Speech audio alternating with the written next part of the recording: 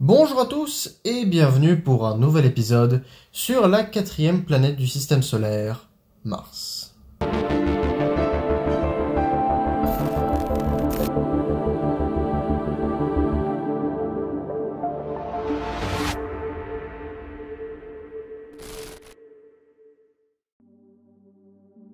Mais avant qu'elle soit le nom d'une planète, elle a été le nom d'un dieu.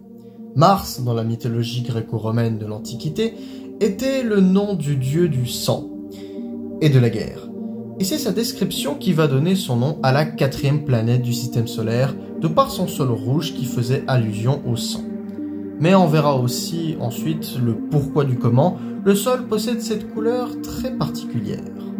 On verra aussi l'importance et l'impact qu'a cette planète sur notre culture, mais aussi de comprendre pourquoi elle attire beaucoup de monde. La structure de la planète n'a pas envié aux autres astres rocheux du système solaire, en tout cas au premier coup d'œil. Si on regarde un peu sa composition, on peut constater la présence d'un noyau qui de nos jours est liquide, mais qui auparavant était métallique. Autour de ce dernier, on y retrouve un manteau et une croûte, où il fait moins 63 degrés à sa surface, et on y reviendra après. Par-dessus, on y retrouve une atmosphère qui est quasiment inexistante au moment où je vous en parle. À sa surface, on y peut retrouver des collines, des montagnes, et même des volcans. D'ailleurs, Mars est la planète avec la plus grande activité volcanique de tout le système solaire, où on y retrouve le plus grand volcan de tout le système, j'ai nommé Olympus Mons. Son nom provient encore une fois de la mythologie gréco-romaine, et veut tout simplement dire le mont Olympe. Olympe qui est l'endroit où tous les dieux se rassemblent sur Terre. Et c'est en quelque sorte la maison des dieux. Elle possède aussi 2 satellites naturels, ou plutôt 2 astéroïdes naturels, Phobos et Deimos.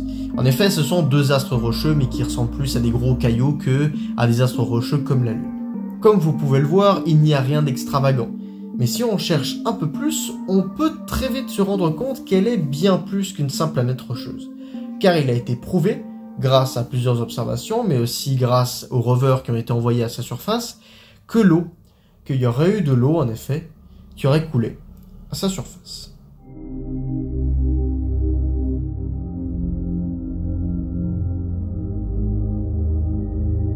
Pendant des siècles, les astronomes n'ont pu que simplement observer cet astre à travers des télescopes qui au fil du temps ont permis de révéler de plus en plus de détails, de plus en plus fins et de plus en plus précis. Très rapidement, on commença à observer à la surface des lits de rivières et des lacs. Les astronomes de l'époque pensaient que la planète était habitée et que les différents lits de rivières, de lacs, etc.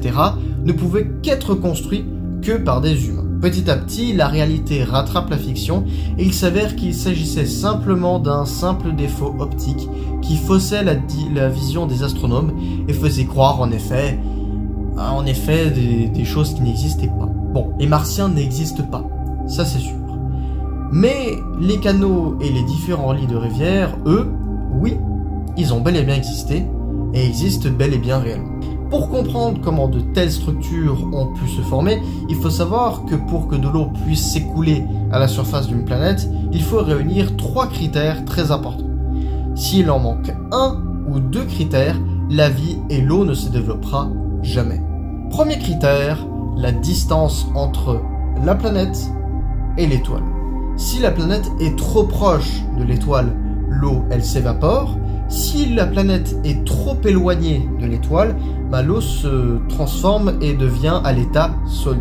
En réalité, pour avoir un entre-deux entre le gazeux et le solide, il y a ce qu'on appelle la zone habitable. La zone habitable, c'est globalement une zone délimitée artificiellement. Et dans cette zone, si une planète se retrouve à l'intérieur, la vie a une chance, en réalité, de se développer. Et c'est le cas de la Terre et de Mars. Donc autant dire que ces 2 planètes respectent correctement cette règle. Le deuxième critère, c'est le fait d'avoir une atmosphère. Alors, ce qu'il faut savoir, c'est que les atmosphères ne viennent pas toutes seules. En réalité, elles apparaissent notamment grâce à l'activité volcanique. Bon, vu la taille de Olympus Mons et vu que ce que j'ai dit tout à l'heure, que Mars était la planète avec la plus grande activité volcanique, bon, En soi, ce critère est largement respecté, mais les volcans ne suffisent pas. Il faut aussi également qu'il y ait du gaz qui soit également apporté par des astéroïdes. Et ça tombe bien parce que le système solaire a vécu un moment où toutes les planètes se sont mangées un peu beaucoup d'astéroïdes à cause de la gravité, etc., qu'on appelle le bombardement tardif. Et justement, parmi tous ces cailloux qui sont percutés contre Mars, la Terre, etc., ces cailloux transportaient de l'eau et du gaz qui servira à la composition de l'atmosphère des deux planètes. Donc en soi, ce critère là aussi est respecté. Le troisième et dernier critère, c'est avoir un champ magnétique. Un champ magnétique, ça sert tout simplement à protéger une planète contre les vents solaires. En gros, les vents solaires, ce sont des vents, ou plutôt des éjections de particules émises par le soleil qui sont très énergétiques et qui sont très dévastatrices et très destructives, très envahissantes en vrai, pour les atmosphères des planètes. Et justement, c'est le cas de la Terre, elle possède son champ magnétique. Et en effet, comme Mars, en effet, elle, comme je vous ai dit avant, son noyau était métallique et elle a vécu avec un champ magnétique comme la Terre. Voilà ce qu'une planète devait respecter afin d'héberger la vie. Mais la Terre et Mars, ensemble, les ont respectés et ensemble évolueront au même moment et vivront les mêmes événements. Mais une des deux subira une des fins les plus tragiques. Après plusieurs millions d'années, l'eau a pu se diluer et former des océans sur Terre comme sur Mars. Cette eau, en effet, va permettre à l'hébergement de la vie, donner naissance plus tard à l'Homo erectus, enfin tous les singes, l'Homo erectus, Homo sapiens, etc. et jusqu'à l'homme moderne sur Terre. Mars, de son côté, n'aura clairement pas cette chance. En effet, l'activité du noyau métallique de Mars va s'estomper progressivement jusqu'à ce qu'il devienne liquide. La planète n'a alors plus aucune protection et elle a merci des vents solaires qui vont petit à petit emporter l'atmosphère, en tout cas une bonne partie, dans leur sillage. La pression qui permettait en effet d'exercer une force et qui permettait de garder l'eau liquide à sa surface disparaît. L'eau s'évapore progressivement jusqu'à ce qu'il n'y ait plus une seule goutte à sa surface, sauf exception au niveau des pôles où l'eau s'est gelée et est devenue de la glace carbonique. Le fer, prisonnier alors dans les sols et dans les roches, s'oxyde et devient rouge, donnant ainsi sa fameuse teinture rouge dont je vous ai parlé un peu avant. Ce qui fait que si on marcherait à la surface de Mars, on marcherait littéralement sur de la terre ou du sable rouillé. Les seuls vestiges du coup des traces d'eau et du passé de Mars sont ces canyons, comme celui de Valles Marineris, ces volcans, comme celui de Olympus Mons, et sa fameuse couleur rouge.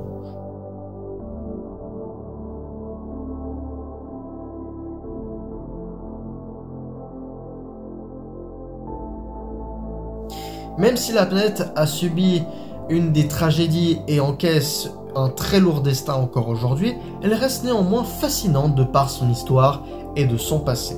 De nos jours, beaucoup d'engins ont été envoyés pour d'une part comprendre le fonctionnement de la vie et de savoir si on a eu ou pas, et d'autre part pour savoir comment la vie se développe sur un corps.